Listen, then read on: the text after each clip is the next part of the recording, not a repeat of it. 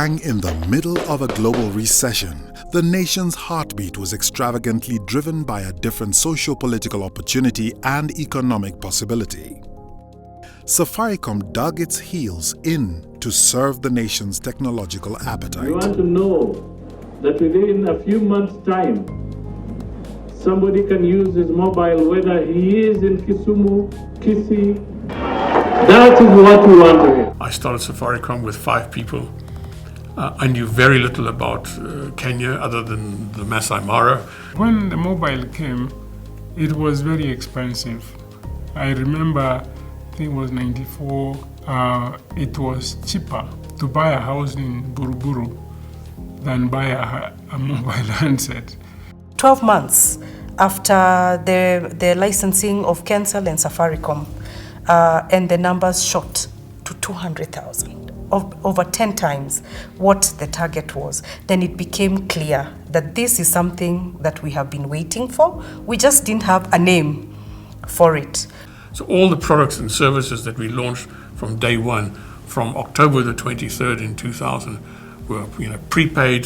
There was no postpaid. You didn't have to fill in a form. You just go to a shop and buy a SIM card. The phones were cheap. Even the billing system we charged per second, not per minute, because people, wanted people only to pay for it exactly what they used. We had customer care that was free, 24 hours a day, 7 days a week. We introduced the low value vouchers, easy to buy, and all of those things contributed to the initial success of Safaricom. I think the only thing that I knew that was going to happen as I was joining Safaricom is that this phone device will be in the hands of most people. Why? Because their strategy at the time was not to focus on the middle class or the upper class.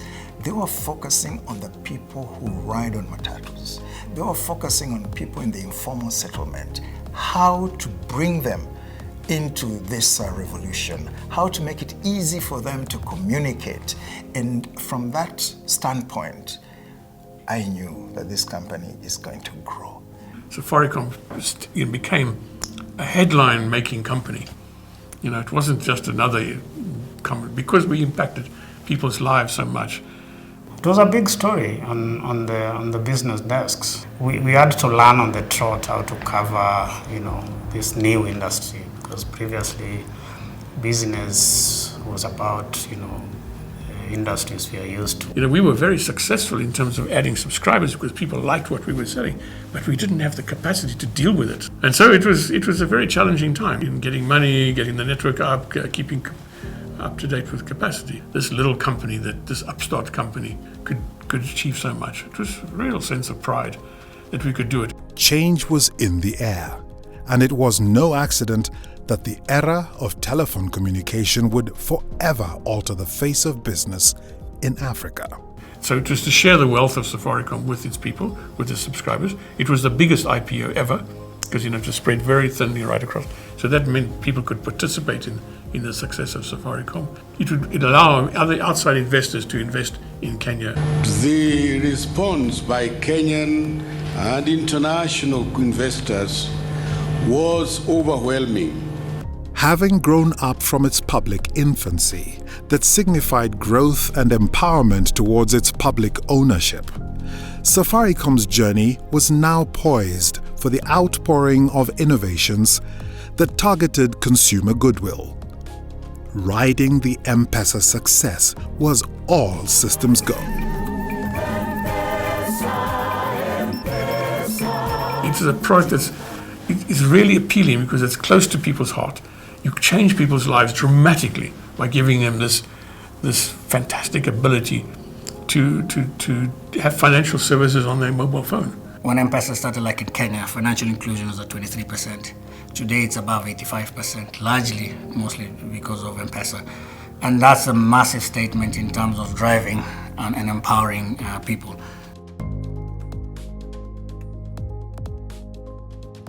Hiyo imelasimu wamama wakiwe na simu saizi kwa sababu wameona ni njia rahisi. Hata transparency is there now. Hata pesa yetu ya basket itaanza kupitia through M-PESA. I go to a shop, ask for ugali, ask for boga or mchele, give the total money, I withdraw or lipa na M-PESA. So it is a great achievement. We continue to listen and to act on the insights from our customers to improve the customer experience. Bob Collymore was instrumental in the launch of many innovative products and services still growing globally. I think Bob grew into this role, just like I grew into this role. It did a great job. And also the growth of the company, because don't take that away, is that the revenue grew, the profits grew, the business grew. On the heels of grasping customer penetration, Safaricom's executive attention geared up to focus on the evolving customer needs and a new generation of entrepreneurs. SMEs are an important part of this country. They are the lifeblood of Kenya. They employ 80% of the population. They are 40% of our GDP. So I believe that this business has been primarily enabling individuals. We can broaden that to really go after SMEs. The right to communicate is a fundamental human right to communicate. And that, we have built base stations where people have said, you must be joking. If we sat down and analyzed each base station and say, will it pay for itself? I think we wouldn't be where we are today.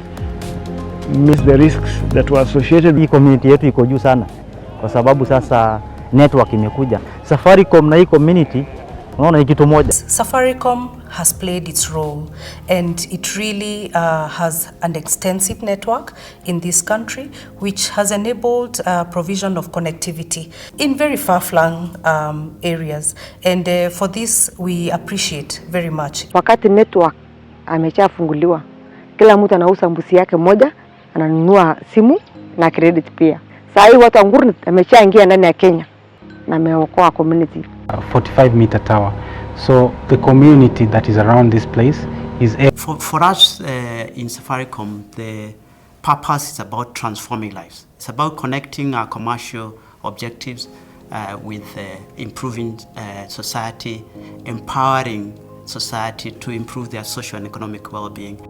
The Safaricom ethos to support national welfare is driven by the message of changing lives for the better. It was very clear that this company had a purpose, that it was not just about offering a means of communication, but we want to be part of this society. It is no wonder that from the very beginning, the people of Kenya took Safaricom into their hearts. They identified with Safaricom as their company. My predecessors have done a brilliant job. This is the largest company in this country.